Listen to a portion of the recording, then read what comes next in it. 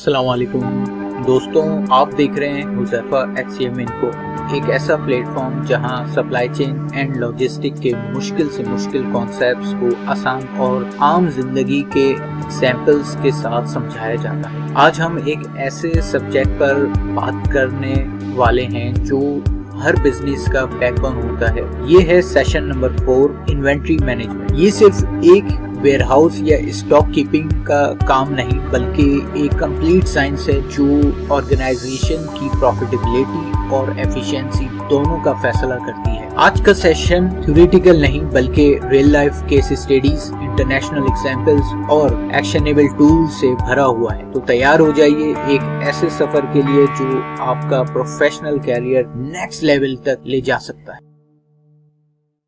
चलिए दोस्तों, जानते हैं इन्वेंट्री का मतलब सिर्फ माल का स्टॉक नहीं बल्कि एक स्ट्रेटेजिक एसेट है जो आपके ऑपरेशंस और कस्टमर डिमांड के दरमियान ब्रिज का काम करता है। हर मैन्युफैक्चरिंग या ट्रेडिंग बिजनेस में इन्वेंट्री 3 मेजर फॉर्म्स में होती है।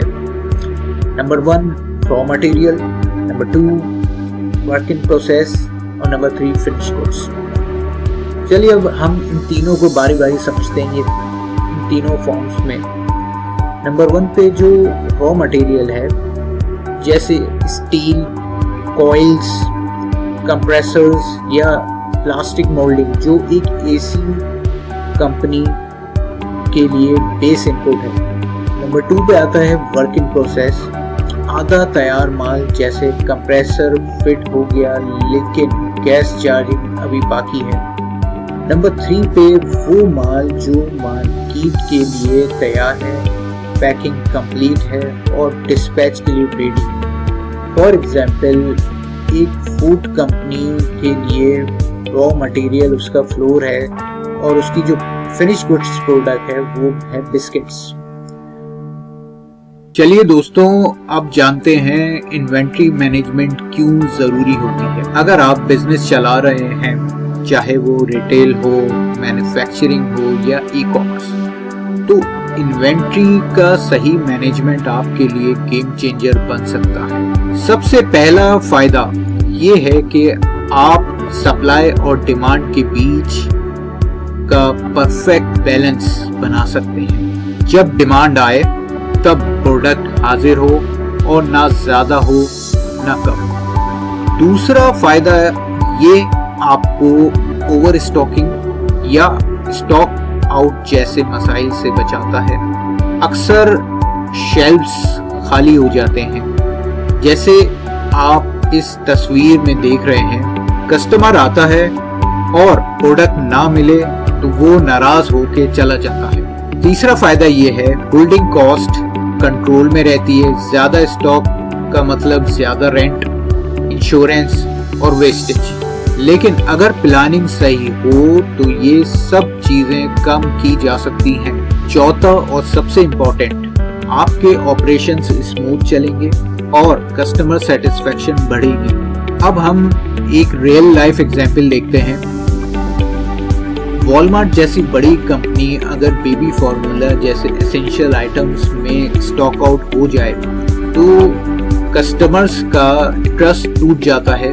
सोशल मीडिया पर नेगेटिव रिव्यूज और ब्रांड का रेपुटेशन खतरे में आ जाता है। तो दोस्तों, इन्वेंट्री मैनेजमेंट कोई ऑप्शनल चीज नहीं, ये बिजनेस का बैकबोन है। अगर इसे ठीक तरह समझा और चलाया जाए तो ना सिर्फ कॉस्ट कम होती है बल्कि कस्टमर लॉयल्टी भी बढ़ती है।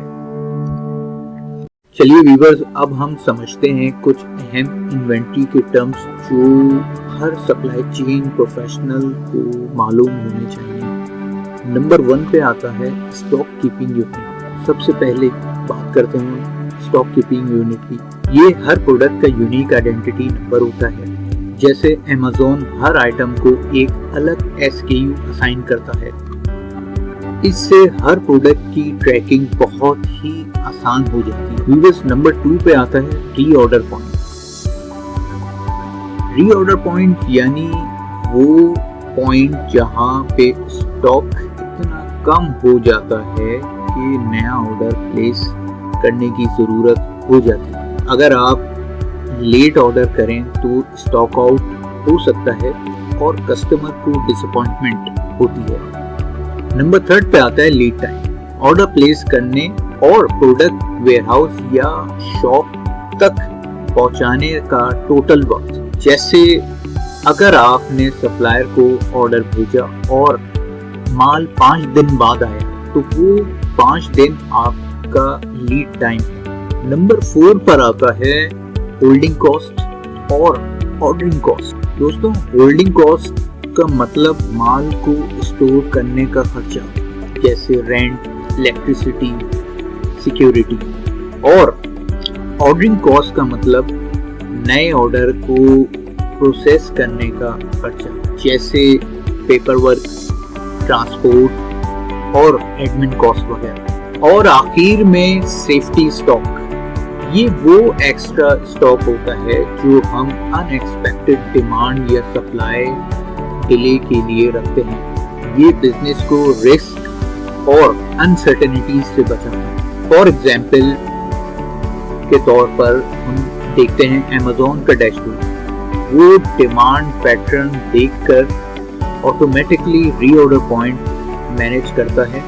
यही वजह है कि उनके शेल्फ्स कभी भी खाली नहीं होते और उनकी कस्टमर सेटिस्फैक्शन रेटिंग बहुत हाई होती है। तो दोस्तों, अगर आप भी अपने बिजनेस को स्मार्ट बनाना चाहते हैं तो इन बेसिक टर्म्स को समझना और यूज करना जरूरी है। चलिए दोस्तों, अब हम बात करते हैं इन्वेंट्री के मुख्तलिफ टाइप्स की, जिन्हें समझना हर बिजनेस के लिए बहुत जरूरी है। नंबर 1 पे आता है साइकिल स्टॉक। ये वो माल होता है जो रेगुलर बेसिस पर बचा और रिप्लेनिश किया जाता है, जैसे वाटर बॉटल या कुकिंग ऑयल जो रोजाना बिकता है। नंबर 2 पे आता है सेफ्टी स्टॉक। ये एक्स्ट्रा स्टॉक होता है जो हम इमरजेंसी या अनएक्सपेक्टेड डिमांड के लिए रखते हैं, जैसे फेस्टिवल के दिन ज्यादा डिमांड हो जाए। नंबर 3 पर आता है दोस्तों सीजनल स्टॉक। ये स्टॉक सिर्फ कुछ स्पेसिफिक मौसम्स या इवेंट्स के लिए होता है, जैसे क्रिसमस के डेकोरेशंस या स्कूल रीओपनिंग की स्टेशनरी आइटम्स। टारगेट जैसी कंपनीज हैलोवीन और क्रिसमस के सीजन के लिए स्पेशल इन्वेंट्री स्टोर करती है, जैसे आप इस पिक्चर में देख रहे हैं। नंबर 4 पर आता है डेड स्टॉक। ऐसा माल जो ना बिकता है ना यूज होता है, जैसे एक्सपायर्ड मेडिसिन्स या आउटडेटेड फैशन आइटम्स। इसे डिस्पोज करना पड़ता है। पिक्चर में आप देख रहे हैं एक्सपायर्ड मेडिसिन्स को रिसाइकल बिन में डाला जा रहा है। नंबर 5 पे आता है दोस्तों पाइपलाइन स्टॉक्स। पाइपलाइन इन्वेंट्री जिसे कहते हैं, ये वो माल होता है जो अभी शिपमेंट में है, यानी सप्लाई चेन के रास्ते में है, जैसे कंटेनर, शिप ट्रक या एरोप्लेन में प्रोडक्ट सफर कर रहा हो। तो दोस्तों, हर टाइप की इन्वेंट्री का अपना रोल है। अगर आपको ये समझ आ जाए तो आप अपना स्टॉक ज्यादा एफिशिएंटली मैनेज कर सकते हैं और लॉस से बच सकते हैं। दोस्तों, अब हम बात करते हैं कुछ बेसिक लेकिन पावरफुल इन्वेंट्री टेक्निक्स की, कंट्रोलिंग टेक्निक्स की, जो किसी भी बिजनेस का लॉस कम करने और एफिशिएंसी बढ़ाने में मददगार साबित होती है। इसमें सबसे पहले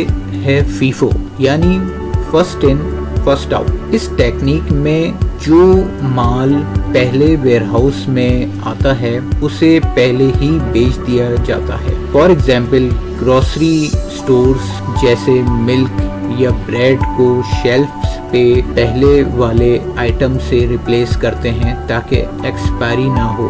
नंबर 2 पे आता है, दूसरी आती है टेक्निक लीफो, यानी लास्ट इन फर्स्ट आउट। ये तब यूज होती है जब नए माल को पहले कंज्यूम किया जाता है। ये मैन्युफैक्चरिंग या इंडस्ट्रियल रॉ मटेरियल जहां प्राइसेस फ्रीक्वेंटली चेंज होती हैं वहां यूजफुल होती है। नंबर 3 पर आता है जस्ट इन टाइम, यानी माल सिर्फ उसी वक्त मंगवाया जाए जब जरूरत हो। मैकडॉनल्ड्स इसका बेस्ट एग्जाम्पल है। हर रोज फ्रेश बन्स, पेटीज और वेजिटेबल उनके स्टोर में पहुंचते हैं। ना ज्यादा माल स्टोर होता है ना वेस्ट होता है। और आखिर में EOQ, इकोनॉमिक ऑर्डर क्वांटिटी, ये एक फार्मूला बेस्ड टेक्निक है जो कैलकुलेट करती है कि आपको एक वक्त में कितना स्टॉक ऑर्डर करना चाहिए ताकि कॉस्ट मिनिमम हो, ना ज़्यादा होल्डिंग कॉस्ट हो, ना ज़्यादा ऑर्डरिंग कॉस्ट हो। तो दोस्तों, अगर आप इन टेक्निक्स को समझकर अपने बिजनेस में अप्लाई करते हैं तो ना सिर्फ वेस्टेज कम होगा बल्कि प्रॉफिट भी बढ़ेगा। चलिए दोस्तों, अब हम बात करते हैं कुछ स्मार्ट इन्वेंट्री कंट्रोल सिस्टम्स की जो हर सक्सेसफुल कंपनी का बैकबोन होता है। सबसे पहले आता है रीऑर्डर पॉइंट। ये सिस्टम आपको बताता है कि कब नया माल मंगवाना है ताकि स्टॉक कभी खत्म ना हो। जैसे ही माल एक सर्टेन लेवल से नीचे आता है, सिस्टम खुद कह देता है बॉस, रीऑर्डर टाइम आ गया है। फॉर एग्जाम्पल, फार्मास्यूटिकल कंपनीज इसे यूज करती हैं ताकि लाइफ सेविंग मेडिसिन्स कभी आउट ऑफ स्टॉक ना हो। है मिनिमम मैक्सिमम इन्वेंट्री। ये एक और पावरफुल सिस्टम है जिसमें आप मिनिमम और मैक्सिमम स्टॉक का रेंज सेट करते हैं। जब माल मिनिमम से नीचे जाए, सिस्टम ऑटोमेटिकली रिप्लेनिशमेंट ट्रिगर करता है। फॉर एग्जाम्पल, IKEA दुनिया भर में अपने टॉप सेलिंग फर्नीचर को मिनिमम मैक्सिमम के जरिए रीस्टॉक करता है ताकि कस्टमर को हर वक्त प्रोडक्ट मिले। नंबर 3 पर आता है 2 बिन सिस्टम। इसमें माल 2 कंटेनर्स में रखा जाता है।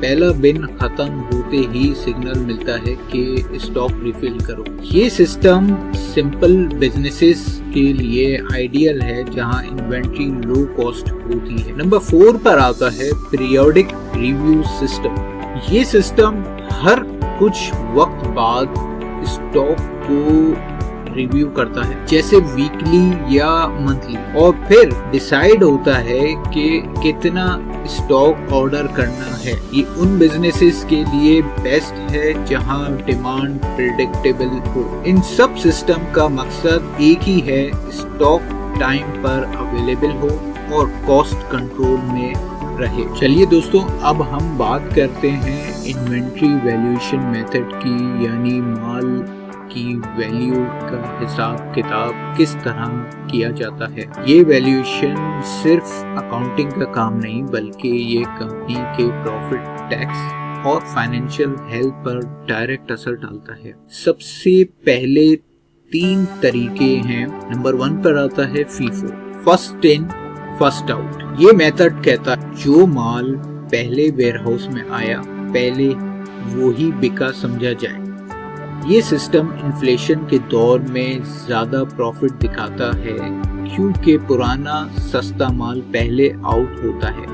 Example, Johnson and Johnson pharmaceutical giants FIFO use करते हैं ताकि मेडिसिन का रोटेशन सही हो और एक्सपायरी का इशू ना हो।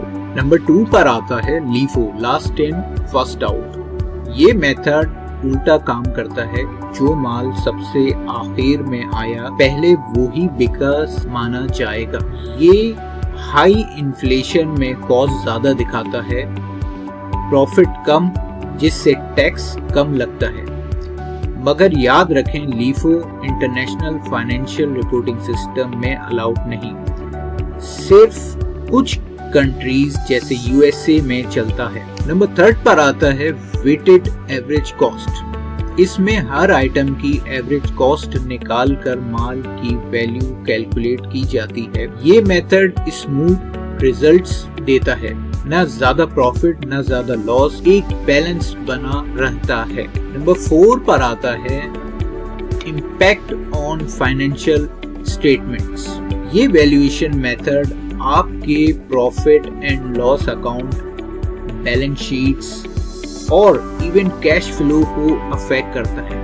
और अगर आप गलत मेथड लगाएं तो टैक्स और कंप्लायंस इशू आ सकते हैं। अब आता है weavers accounting, compliance and reporting. हर मुल्क के अकाउंटिंग स्टैंडर्ड्स अलग होते हैं, जैसे इंटरनेशनल फाइनेंशियल रिपोर्टिंग सिस्टम या जनरली एक्सेप्टेड अकाउंटिंग प्रिंसिपल्स। आपको हमेशा अपनी कंपनी के रिपोर्टिंग स्टैंडर्ड्स के मुताबिक वैल्यूएशन मेथड अप्लाई करना होता है। तो याद रखिए, इन्वेंट्री का सिर्फ आना जाने का हिसाब ही नहीं, उसकी वैल्यू किस तरह कैलकुलेट होती है, ये भी बिजनेस का गेम चेंजर होता है। तो दोस्तों, अब हम बात करते हैं इन्वेंट्री क्लासिफिकेशन की, जो एक अहम इंटरमीडिएट कॉन्सेप्ट है। हर चीज को एक जैसा मैनेज करना ना सिर्फ इनएफिशिएंट होता है बल्कि रिस्की भी हो सकता है। सबसे पहले आती है ABC एनालिसिस। इसमें माल को उनकी वैल्यू के बेसिस पर क्लासिफाई किया जाता है। A आइटम्स जैसे आईफोन्स या हाई एंडेड एसेसरीज, ये हाई वैल्यू प्रोडक्ट होते हैं जिनका स्ट्रिक्ट मॉनिटरिंग जरूरी होती है। B items medium range product होते हैं जिनको मॉडरेट अटेंशन चाहिए। C items low value items होते हैं जैसे केबल्स या कवर्स, जिनका बल्क में मूवमेंट होता है लेकिन इंडिविजुअल लो इम्पैक्ट होता है। एग्जाम्पल के तौर पर एप्पल अपने आईफोन्स को एक कैटेगरी में रखता है जहां हर यूनिट की मूवमेंट पर नजर रखी जाती है। दूसरा एनालिसिस है FSN, fast slow non moving items. ये आपको बताते हैं कि कौन सा स्टॉक तेज बिक रहा है, कौन सा धीरे धीरे चल रहा है और कौन सा बिल्कुल ही आइडल पड़ा हुआ है। इस एनालिसिस से आप ओवर स्टॉकिंग और डेड स्टॉक का इशू रोक सकते हैं। अब बात करते हैं एक और इम्पोर्टेंट क्लासिफिकेशन सिस्टम की, जिसे हम कहते हैं VD, HML और SDE एनालिसिस। ये टेक्निक्स आपकी इन्वेंट्री को अलग अलग एंगल से क्लासिफाई करते हैं ताकि आप स्मार्टर और डेटा ड्राइवन डिसीजंस ले सकें। सबसे पहले VD एनालिसिस। ये एनालिसिस उन आइटम्स के लिए होता है जो mostly spare parts, medical supplies या मशीनरी कंपोनेंट्स होते हैं, जिनकी अवेलेबिलिटी ऑपरेशंस के लिए क्रिटिकल होती है। V for vital. ऐसे आइटम्स जो मिशन क्रिटिकल हैं, इनकी नॉन अवेलेबिलिटी का मतलब है कि प्रोडक्शन या सर्विसेज रुक जाती है। एग्जाम्पल MRI मशीन का कोर सेंसर अगर ना हो तो मशीन चालू ही नहीं होगी। E for essential. इनके बगैर काम चल सकता है लेकिन एफिशिएंसी और परफॉर्मेंस गिर जाती है। एग्जाम्पल UPS का बैटरी कनेक्टर हो तो अच्छा है, वरना सिस्टम अनस्टेबल हो सकता है। D for desirable. इनकी जरूरत ओकेजनली होती है, ना भी हो तो काम चल सकता है। एग्जाम्पल प्लास्टिक केसिंग या कॉस्मेटिक कवर्स। फिर आता है HML एनालिसिस। ये एनालिसिस आपकी इन्वेंट्री को यूनिट कॉस्ट के बेस पर कैटेगराइज करता है। H for high cost items. ऐसे आइटम्स जिनकी पर यूनिट कॉस्ट बहुत ज्यादा होती है, जैसे हाई एंडेड मोटर्स या electronic boards. Example industrial sensors worth $3,000 each. M for medium cost items. Average value के आइटम्स जैसे gear kits, basic components etcetera.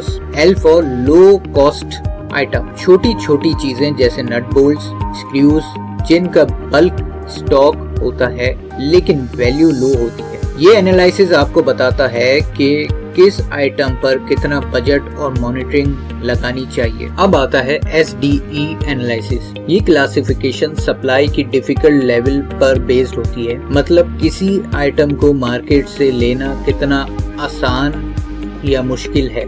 S for scarce. ऐसे आइटम्स जो मार्केट में कम मिलते हैं या सिर्फ लिमिटेड सप्लायर्स के पास होते हैं, इनका लीड टाइम ज़्यादा होता है और प्रोक्योरमेंट रिस्की होती है।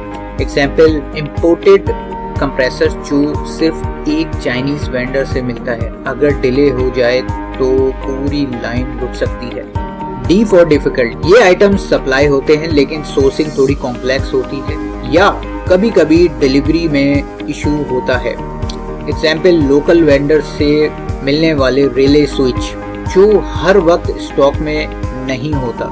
ई फॉर इजी अवेलेबल, आसान और रेगुलरली अवेलेबल आइटम्स जैसे पैकिंग टेप्स, स्क्रूज और वायर क्लिप्स जो हर वक्त सप्लाई में होता है। SDE एनालिसिस से आपको ये समझने में मदद मिलती है कि कौन सा माल इमरजेंसी बफर में रखना चाहिए और किस आइटम की प्रोक्योरमेंट प्लानिंग एडवांस में करनी चाहिए।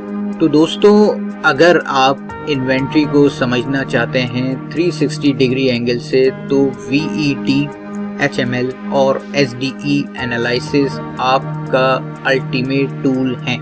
ये सब टूल्स मिलकर आपको एक स्मार्ट इन्वेंट्री स्ट्रेटेजी बनाने में मदद करते हैं, जहां हर चीज उसके इम्पोर्टेंस और मूवमेंट के मुताबिक मैनेज होती है। तो अगर आप चाहते हैं कि आपका इन्वेंट्री सिस्टम भी एप्पल जैसा एफिशिएंट हो, तो इन क्लासिफिकेशंस को जरूर अपनाइए। दोस्तों, अब हम बात कर रहे हैं एक ऐसे टॉपिक की जो इन्वेंट्री कॉस्ट को कम करके प्रॉफिटेबिलिटी को बूस्ट करता है। जी हाँ, मैं बात कर रहा हूँ इन्वेंट्री ऑप्टिमाइजेशन मॉडल। इसमें सबसे पहले बात करते हैं EOQ, इकोनॉमिक ऑर्डर क्वांटिटी। ये फॉर्मूला हमें ये बताता है कि हमें एक वक्त में कितनी क्वांटिटी ऑर्डर करनी चाहिए ताकि टोटल कॉस्ट सबसे कम हो जाए, और अगर बल्क में खरीदें तो डिस्काउंट्स भी मिलते हैं, जैसे कि स्लाइड में दिखाया गया है। फॉर एग्जाम्पल, यूनिलीवर जब पाम ऑयल या दूसरी रॉ मटेरियल्स खरीदते हैं तो वो EOQ अप्लाई करते हैं ताकि कॉस्ट एफिशिएंट प्रोक्योरमेंट हो सके। अगला मॉडल है मल्टी इक्लॉन प्लानिंग। इसका मतलब है कि आपकी इन्वेंट्री सिर्फ एक जगह नहीं बल्कि मल्टीपल वेयरहाउसेस या लेवल्स पर ऑप्टिमाइज